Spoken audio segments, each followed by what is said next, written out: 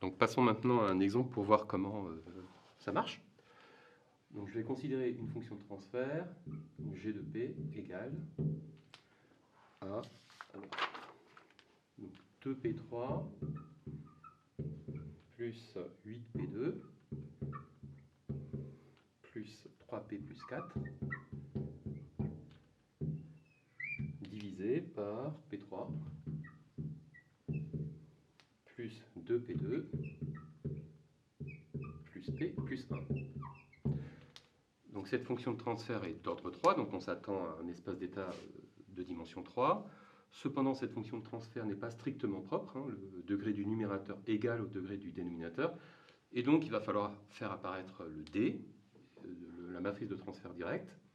Donc on va simplement opérer la division, on va faire la division euclidienne entre le numérateur et le dénominateur, donc ça se fait relativement vite.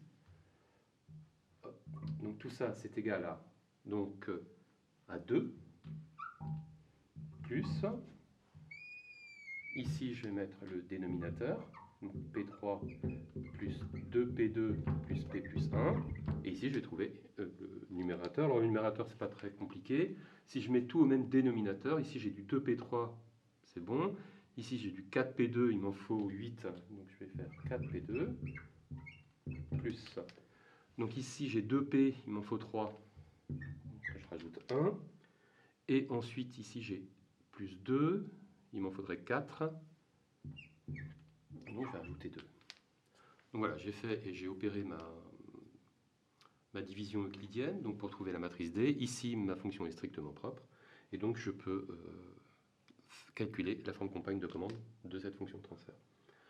Donc je vais écrire y de p égale à 2 u de p plus, donc 4 p2 plus p plus 2, que multiplie u de p sur donc p3 plus 2p2 plus p plus 1. On récupère nos signaux auxiliaires. Donc ici, je vais appeler ça v de p. Et ça, je vais appeler ça y1 de p. Donc, ma fonction de transfert étant d'ordre 3, il me faut 3 états. Donc ici. Donc, je vais définir 3 états. Donc je pose x1 de p égale à v de p, x2 de p égale à p v de p, et x3 de p égale à p2 v de p. Ce qui correspond en temporel à x1 point égale à x2, c'est-à-dire à v point de p, j'écris tout de suite la dynamique, x2 point égale à x3, c'est-à-dire à v, dérivée seconde de v de t, et puis il nous reste finalement à calculer x3 points. Alors ce calcul de x3 points, on va utiliser cette relation-là, donc on va essayer un tout petit peu de la développer pour le coup. Donc ce que je peux écrire, c'est v de p égale à 1 sur p3 plus 2p2 plus p plus 1 de p. Hein, si je multiplie par cette quantité des deux côtés, j'obtiens p3 v de p égale à moins 2p2 v de p moins p v de p moins v de p plus u de p. Donc, à l'aide de cette expression-là, je peux donc remplir cette dernière ligne.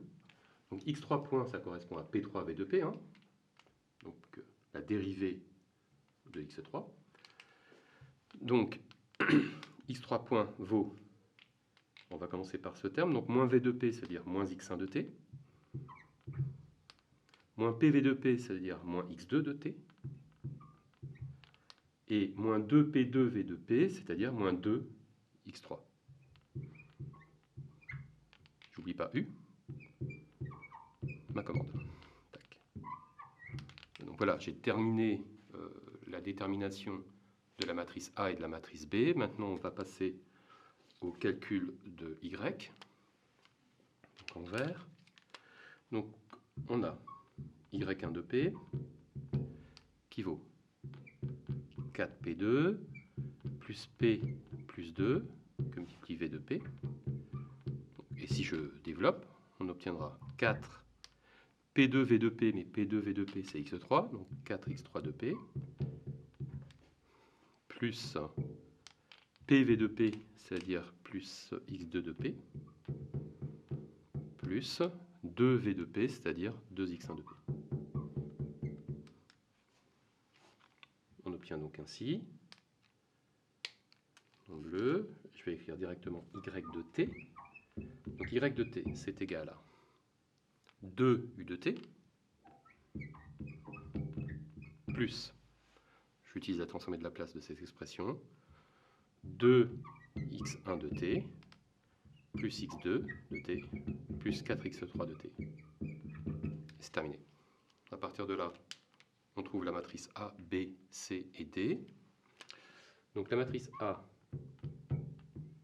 c'est cette matrice qui est liée à cette expression-là, c'est-à-dire 0, 1, 0, 0, 0, 1, moins 1, moins 2, moins 1, moins 1, moins 2, moins 1, moins 1, moins 2. La matrice B, qui récupère l'interaction entre la commande et mes états, c'est 0, 0, 1. Et enfin, la matrice de sortie C s'écrit, alors il ne faut pas se tromper, c'est donc 2, 1, 4. 2, 1, 4. Et enfin la matrice de transfert direct, grand D, qui vaut ici 2.